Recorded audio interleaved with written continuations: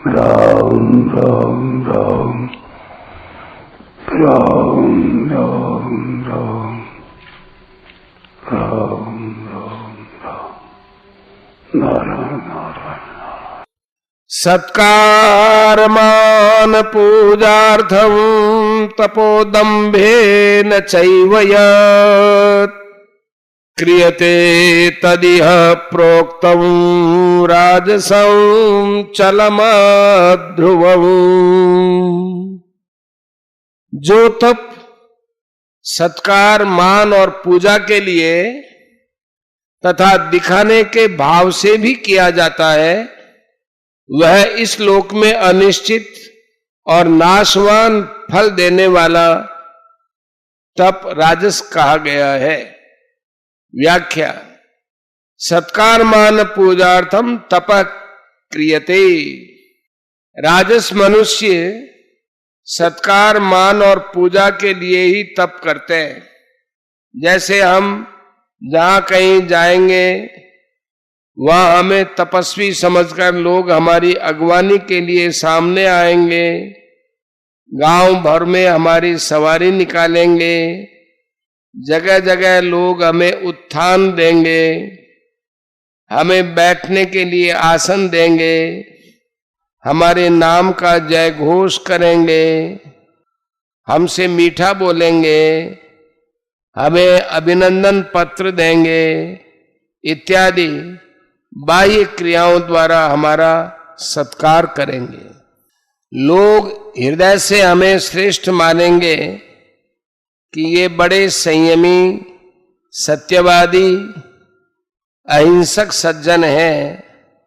वे सामान्य मनुष्यों की अपेक्षा हम में विशेष भाव रखेंगे इत्यादि हृदय के भावों से लोग हमारा मान करेंगे।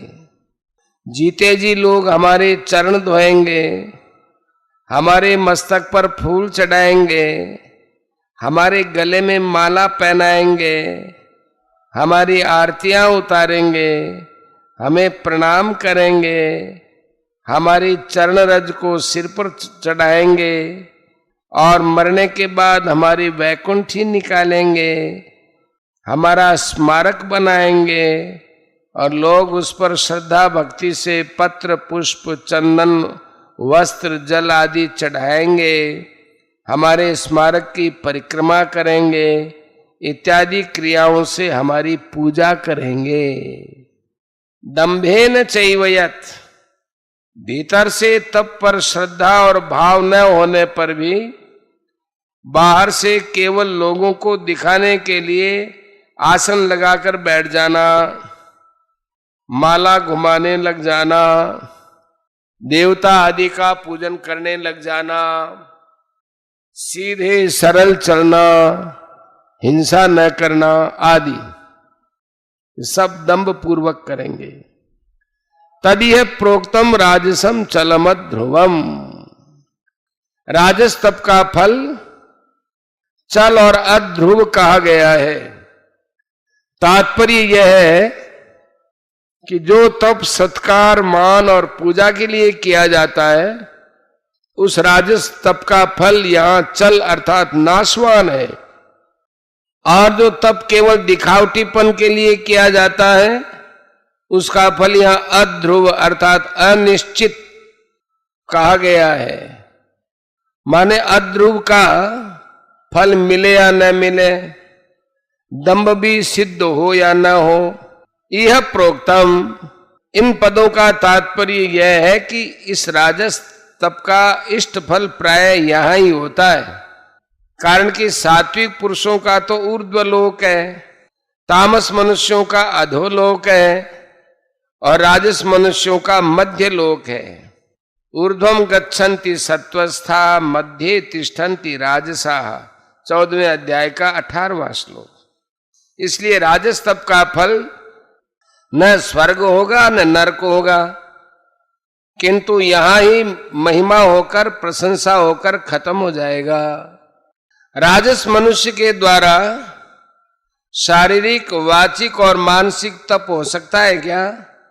फलेच्छा होने से वह देवता आदि का पूजन कर सकता है, उसमें कुछ सीधा सरलपन भी रह सकता है। ब्रह्मचर्य रहना मुश्किल है, अहिंसा भी मुश्किल है। पुस्तक आदि पढ़ सकता है, उसका मन हरदम प्रसन्न नहीं रह सकता और सौम्य भाव भी हरदम नहीं रह सकता। कामना के कारण उसके मन में संकल्प विकल्प होते रहेंगे। वह केवल सत्कार, मान, पूजा और दंभ के लिए ही तप करता है, तो उसके भाव की संशुद्धि कैसे होगी, उसके भाव शुद्ध कैसे होंगे। अतः राजस पुरुष शारीरिक, वाचिक और मानसिक तप को सांगोपांग नहीं कर सकता।